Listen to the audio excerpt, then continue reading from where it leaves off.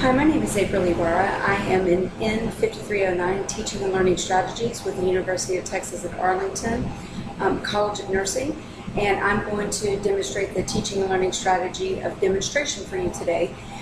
This is going to be directed towards my audience of new graduate nurses who are just off their 90-day probation and competent nurses who are within 1 to 3 years of a practice here in the ER.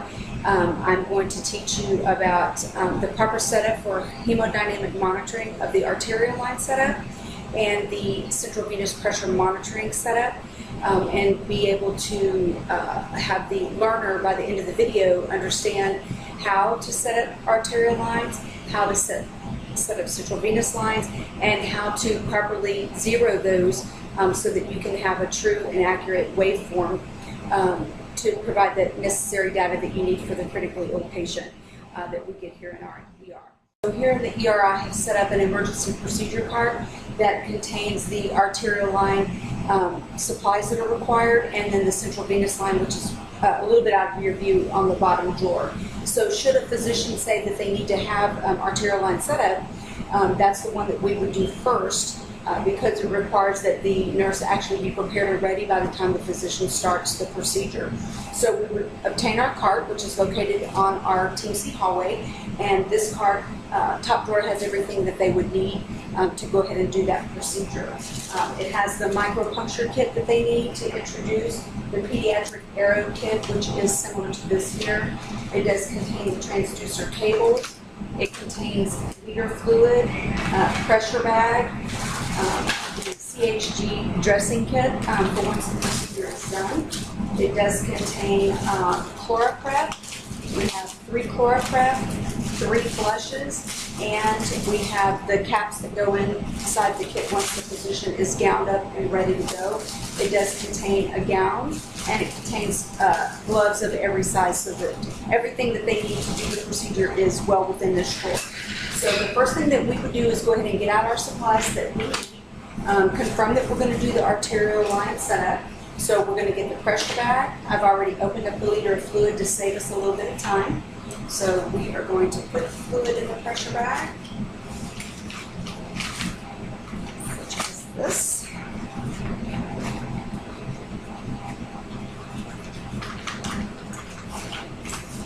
Feeding the holder through the top hole in the bag so that it hangs appropriately. And I have lowered the poles so that we can be within visual range here. But this little guide here at the bottom is going to actually come down as we provide the pressure on the bag to go ahead and prepare that. And you want to squeeze until it is green. If you go to the red, that's okay. Just don't go too far to the red because you don't want to actually pop your bag. It takes just a couple of seconds. It's a little nerve-wracking in the beginning for students that are trying to learn how to do this. They're in a hurry because the physicians are in the room and they're usually excited about what's going on, and so they get a little nervous. But a little bit of practice and you'll be able to do it in no time. So once we have it up to green, we know that we have ample pressure to be able to make sure that we are able to obtain an accurate blood pressure once the line is introduced into the patient. So it's at green. Next thing we do is we open our transducer kit. It is a little different on the arterial line versus the central venous line, as the arterial one allows you to add additional pressure monitoring to one pressure system, if you would. And so the easiest way that I have shown students in the past, and new nurses in the past, to do this is to open it up and start at the top of your spike. And you want to lock everything down, so you roll your roller clamp down, follow your line down, and you want to lock off everything, because if you don't and you spike the bag, it's under pressure, and so you're going to have these little loops literally spraying the entire room. Then down in the vamp, you want to go ahead and push the vamp down as well. This is your reservoir for when you're going to do draw blood specimens on the patient. It allows you to pull back your waist into the vamp and flush it back to the patient so that you are not wasting blood from a hemodynamically unstable patient to begin with. The easiest way that I've seen to do this so far is you're going to pop the little blue tab at the bottom, squeeze in your introducer, turn your bag upside down, holding on to the end of the tip. Keep this squeezed in, and it allows the air to escape into the chamber and will let you flip your bag over and then let go. And that lets no air be visible in your tubing, and it allows you to control the flow of the fluid as you are priming your line. So then, again, you go to the top. After I untangle it here, sorry. You go to the top and you control the flow of your fluid. So you open it up. And at this point, I'll go ahead and raise it up out of view just a little bit so that we can kind of get the pressure that we need. We want to make sure that we're still on green. So you go to the top. And then now you control your fluid and you want to flush your line. So have a trash can or a sink or something handy so that you can do this without getting everyone wet. And you will see it comes out with a lot of pressure. But you want to make sure that these have no air bubbles in them so that if you do need to attach anything else to the one pressure system, you are good to go. So once you have flushed all the way down to the 3 tails, you then open up your flow. All further flushing of the line will be controlled with the pigtail. So I always instruct them that a donkey's tail hangs down. So your transducer cable is going to go down and into the transducer holder, which will then be placed at the 4th to 5th intercostal phlebostatic axis of the patient so that you can actually make sure that you have a true blood pressure. And then I want to flush the rest of my line. This part remains on there until the physician is ready. It remains sterile so that there's no issue.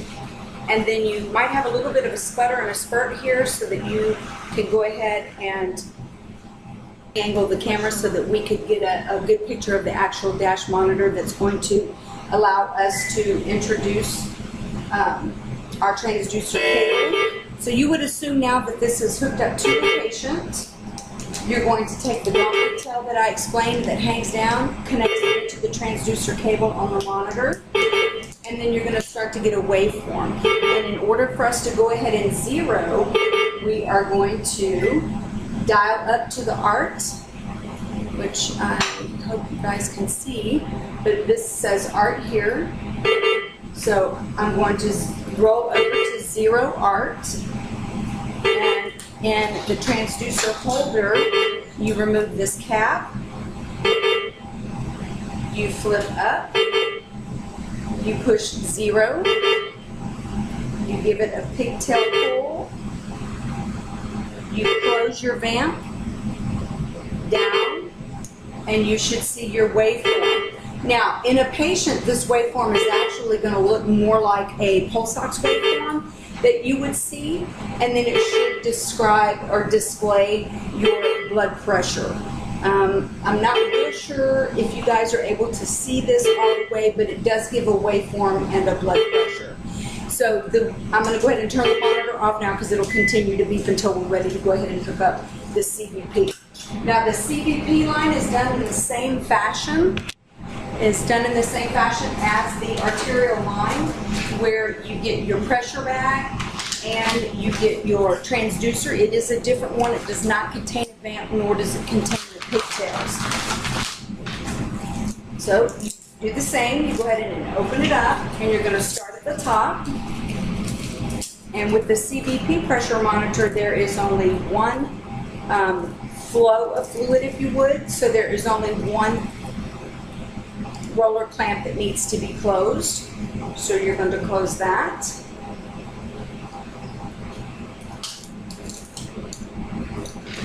You would inflate your bag the same as you did for your arterial line.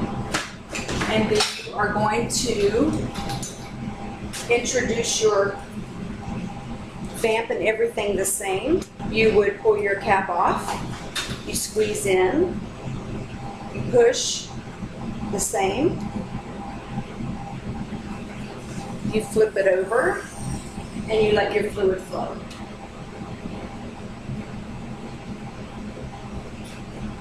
Now the CVP line does not require that the physician be ready for you. They can go ahead and introduce the Edwards line into the patient, and you can prepare your monitoring device while they're doing other things that they need to do. It's only the arterial line that you have to have everything primed and ready for the physician before they actually start the procedure.